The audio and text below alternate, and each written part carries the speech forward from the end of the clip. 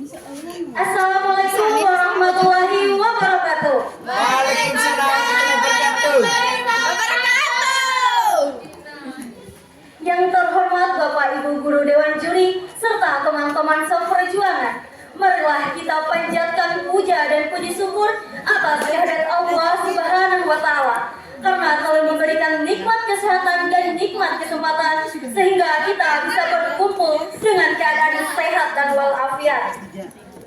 Salawat dan salam tidak lupa kita sampaikan kepada Nabi besar Muhammad SAW yang telah membawa kita dari zaman jahiliyah menuju zaman yang terang benderang seperti yang kita rasakan pada pagi hari ini.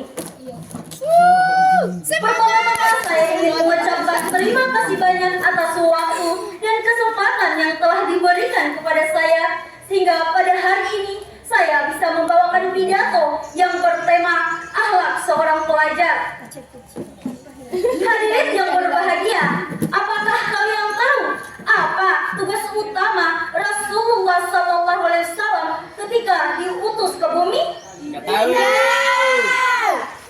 Ternyata Rasulullah SAW diutus ke bumi oleh Allah tidak lain dan tidak bukan hanya untuk menyempurnakan akhlak manusia.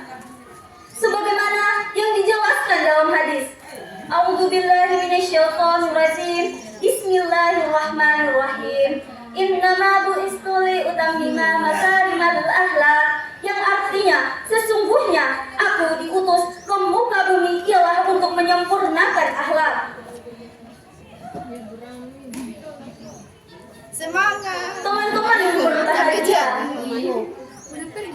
mengapa Rasulullah SAW tidak menyempurnakan hal lain seperti iman, kegiatan ibadah, atau semacamnya? Ada yang tahu tidak? Ternyata akhlak merupakan fondasi utama menuju perbaikan. Ingin Islam maju, ingin negara maju, ingin sekolah maju, maka yang diperbaiki adalah akhlaknya terlebih dahulu.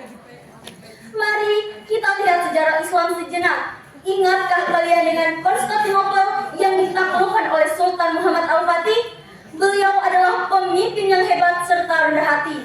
Maka mengertilah teman-teman semuanya bahwa Islam maju itu karena dipondasikan oleh akhlak yang baik.